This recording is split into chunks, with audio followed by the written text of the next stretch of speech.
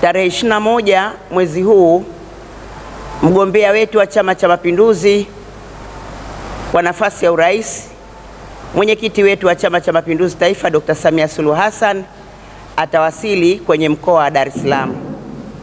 Lakini sisi kwetu Temeke ataingia hapa wilayani kwetu tarehe 23 mwezi huu wa 10.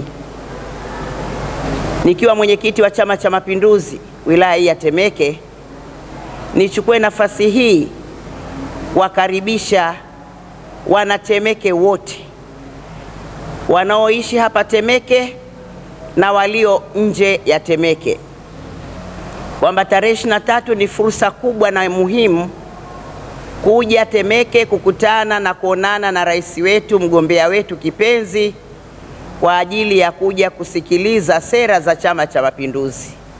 Serikali ya CCM kupitia Dr. Samia Suluhu Hassan, yale yaliyotekelezwa kwa kipindi cha miaka 5, lakini na yale tunayotarajia kuyafanya kwa kipindi cha miaka 5, Mwenyezi Mungu akitujalia kutupa nafasi ya uraisi, wa bunge na madiwani. Lakini na hakika kwamba nafasi hii Mwenyezi Mungu ameshaipanga, na kwa uwezo wake na kwa nia njema ya wananchi wa Temeke tutakwenda kushinda ushindi wa kishindo. Kwa hiyo tunawakaribisha wanatemeke wote, wana CCM, wananchi, viongozi, wasio viongozi wa ngazi zote, tarehe 23 wahakikishe kwamba wanawasili kwenye vile viwanja vya Buza pamoja na Yombo Vituka, vinaitwa viwanja vya TANESCO, kwa ajili ya mkutano huo, mkutano mkubwa wa hadhara, na hakika haujawahi kutokea. Niwaambie wanatemeke wenzangu, tunaona jinsi mama anavyokaribishwa kwenye wilaya na mikoa mingine nchini. Yote ile ni Watanzania wanavyoiona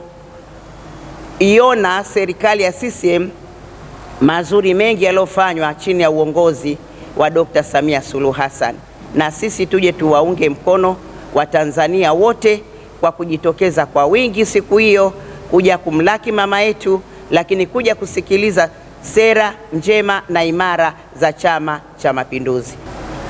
Tunaona mambo mengi katika mitandao ya kijamii ambayo si mambo mazuri na si desturi ya Watanzania.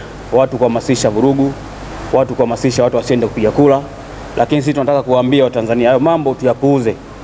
Watu hao ni watu wasiokuwa na nia njema na taifa letu, na sisi katika Temeke, wanatemeke yote, mambo hayo tuyakatae kwa nguvu moja.